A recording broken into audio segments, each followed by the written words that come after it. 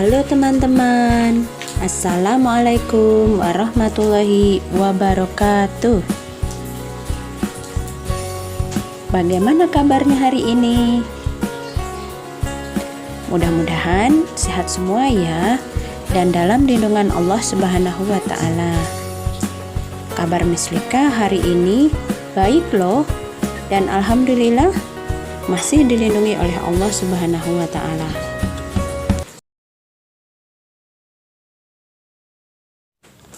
Baiklah, mari kita mulai belajar hari ini dengan membaca basmalah bersama-sama. Bismillahirrahmanirrahim.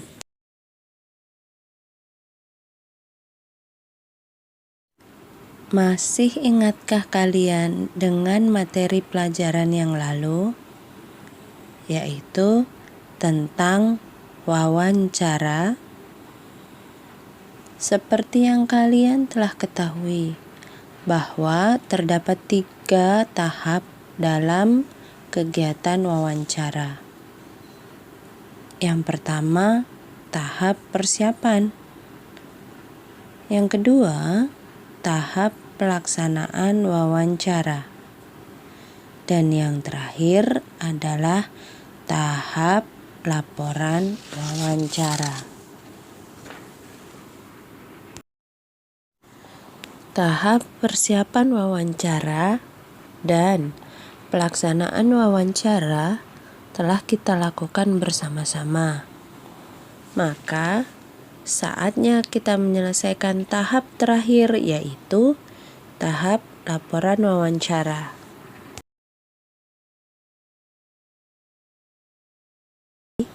Kalian tentu dapat mengetahui format laporan wawancara. Coba sebutkan, terdiri dari apa sajakah format laporan hasil wawancara?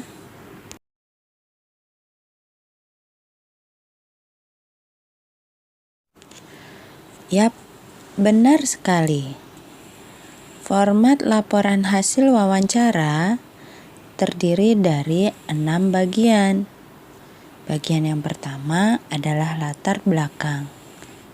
Yang kedua, maksud dan tujuan. Bagian yang ketiga, topik wawancara. Yang keempat adalah waktu dan tempat kegiatan. Bagian yang kelima adalah laporan hasil wawancara.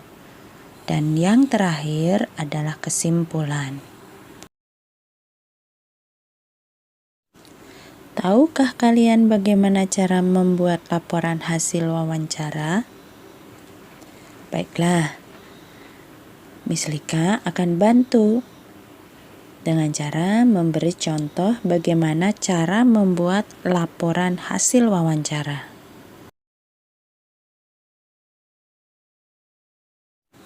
Sebelum Mislika memberi contoh, pertama-tama kalian tuliskan terlebih dahulu judul laporan hasil wawancara di tengah secarik kertas.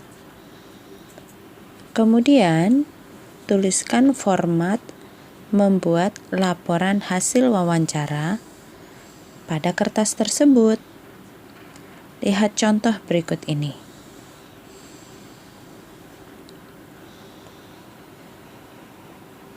Kita akan mulai melengkapi setiap format wawancara tersebut.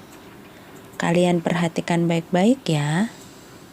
Namun, sebelumnya, Mislika akan ulang kembali kegiatan wawancara dengan tema COVID-19 yang pernah Mislika lakukan.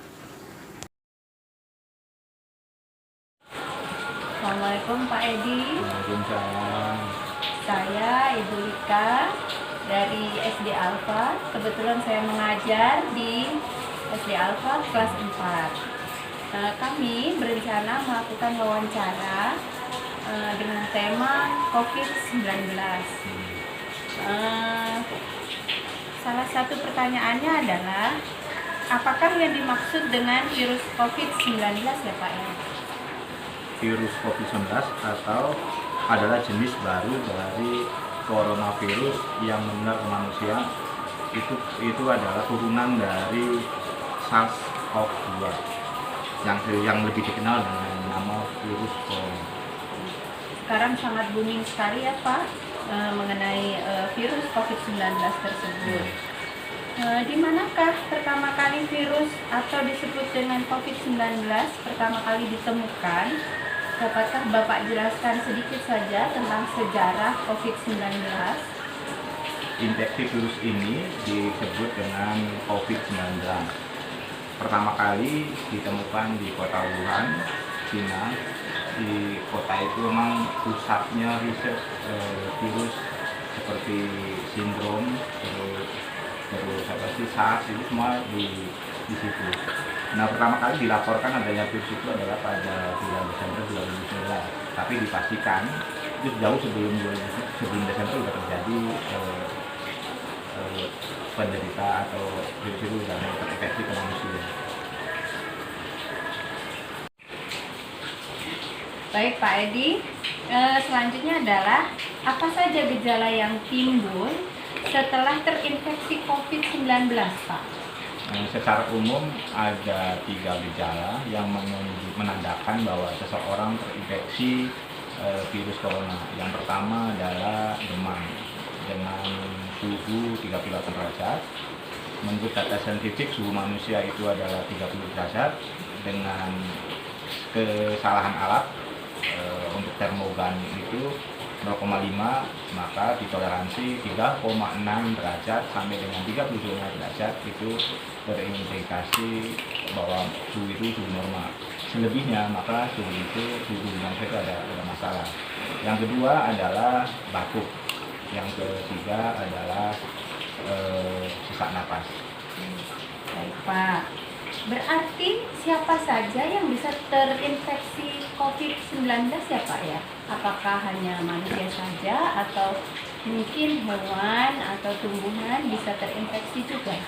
Saya pernah membaca sebuah artikel, salah satu penulisnya itu adalah dokter hewan. Dia bilang bahwa COVID-19 atau virus COVID ini ada di anjing, mempunyai COVID sendiri, ada di kelelawar, menurut sendiri, dan ada di manusia. Hanya bedanya adalah di ujung dari ujung kayak macam rambutan itu ujungnya dia berbeda. Nah, karena COVID-19 ini berasal dari manusia, maka dipastikan bahwa virus ini akan menular ke manusia. Dia tidak memandang dulu umur maupun yang memandang dulu umur. Yang penting kalau dia masuk manusia maka dia akan kena. Jadi mau bayi, mau orang dewasa, mau orang tua, mau lansia itu pasti akan terinfeksi. Baiklah Pak, jika gejalanya seperti tadi, yaitu demam, batuk, kemudian disertai dengan sesak nafas, gejala-gejala tersebut secara umum biasanya kita rasakan saat sakit. Nah, lalu kapan kita harus pergi ke dokter untuk memastikan jenis penyakit yang kita derita? Bahwa penyakit tersebut bukan disebabkan oleh COVID-19. Jika gejala umumnya tadi demam, batuk, dan sesak napas muncul 2 minggu setelah kembali dari daerah yang memiliki kasus COVID-19 atau berinteraksi dengan penderita infeksi virus corona, maka lebih baik dipusatkan ke dokter. Namun bila tidak mengalami gejala itu, alangkah lebih baiknya jika si orang itu harus berdiam diri di dalam rumah selama 14 hari, karena itu standar dari para dokter. Jadi jangan berinteraksi dulu ke luar, di rumah untuk memutus rantai penularan virus corona. Demikian ya. Lalu mengapa infeksi virus COVID-19 harus dicegah, Pak? Pada kasus yang parah, infeksi virus corona itu bisa menyebabkan beberapa komplikasi. Di antaranya adalah gagal ginjal, infeksi sekunder pada organ lain, atau akut kardiak injur, dan yang lebih ditakutkan adalah menyebabkan kematian. Jadi cukup membahayakan ya Pak ya. Baik Pak Edi, berikut adalah pertanyaan terakhir dari saya. Bagaimanakah pencegahan terjangkitnya virus COVID-19? Karena sampai saat ini belum ada vaksin untuk mencegah infeksi virus corona, maka salah satu caranya adalah dengan cara yang pertama adalah hindari bepergian atau social distance, terus gunakan masker jika mau pergi ke tempat umum, rutin mencuci tangan dengan air dan sabun, bisa juga dengan hand sanitizer yang mengandung alkohol minimal 60%, terus meningkatkan daya tahan tubuh dengan makanan yang sehat, jangan menyentuh mata, mulut, dan hidung sebelum mencuci tangan, terus hindari berdekatan dengan orang yang sedang sakit, demam, batuk, dan pilek. Sedangkan pencegahan untuk orang yang diduga terkena COVID-19 atau dengan kategori ODP, orang dalam pengawasan, yang pertama adalah jangan bepergian keluar rumah kecuali untuk berobat.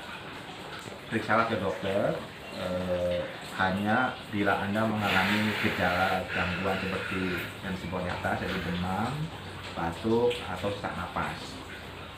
Usahakan untuk tinggal terpisah dari orang lain, melarang dan mencegah orang lain untuk menengok, karena itu berpotensi atau sangat tinggi peluangnya untuk menularkan penyakit. Sebisa mungkin jangan melakukan pertemuan dengan orang-orang yang sedang sakit. Dan yang terakhir adalah pakailah masker dan sarung tangan bila sedang berada di tempat umum. Mungkin itu langkah pencegahannya. Baik Pak, terima kasih sekali atas penjelasannya. Terima kasih juga atas waktu yang sudah diberikan pada saya. Demikian wawancara hari ini. Wassalamualaikum warahmatullahi wabarakatuh. Waalaikumsalam warahmatullahi wabarakatuh. Setelah mengulang kembali kegiatan wawancara yang telah kita lakukan, sekarang kita dapat melengkapi format laporan hasil wawancara. Bagian yang pertama adalah latar belakang. Pada bagian ini, kalian harus menuliskan alasan melakukan wawancara tersebut. Sebagai contoh, Mislika. Alasan melakukan wawancara tersebut adalah Mislika sebagai guru SD Al-Fat kelas 4 akan memberi contoh kepada siswa kelas 4 tentang praktek wawancara yang baik. Maka, pada bagian ini menjadi seperti berikut. Bagian yang kedua adalah maksud dan tujuan. Pada bagian ini, kalian menuliskan maksud dan tujuan dilakukannya wawancara. Contohnya Mislika.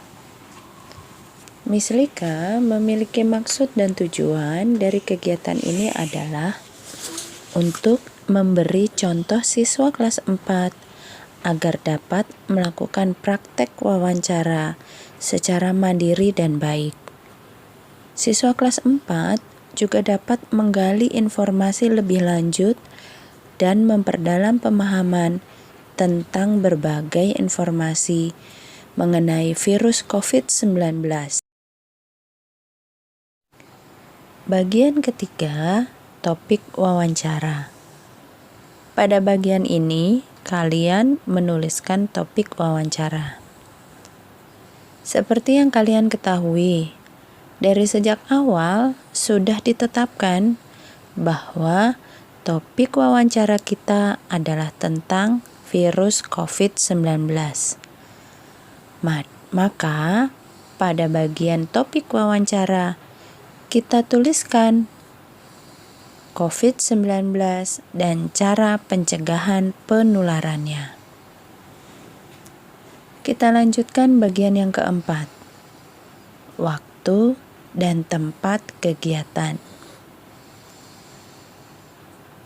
Sedangkan pada bagian ini, kalian tuliskan waktu dan tempat pelaksanaan kegiatan wawancara. Sebagai contoh, Miss Lika melakukan wawancara yang dilaksanakan pada hari, tanggal, yaitu Jumat 2 April 2020. Bertempat rumah kediaman Pak Edi Sanjaya, Tangerang Selatan. Informasi yang kita peroleh sudah cukup banyak, bukan? Kita peroleh dari bagian pertama hingga bagian keempat dari laporan hasil wawancara. Agar kalian tidak kesulitan, Miss Lika rasa pembelajaran hari ini Miss Lika cukupkan sampai di sini.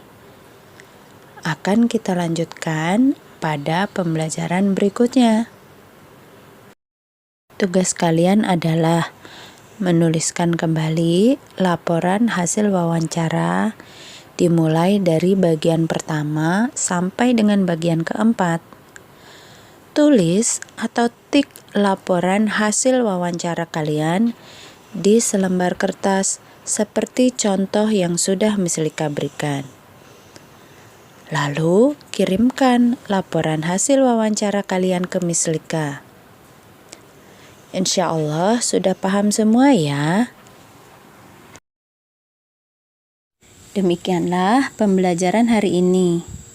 Mari kita akhiri pembelajaran hari ini dengan membaca hamdalah bersama-sama. Alhamdulillahirabbil alamin. Sampai bertemu di pembelajaran yang lain. Wassalamualaikum warahmatullahi wabarakatuh.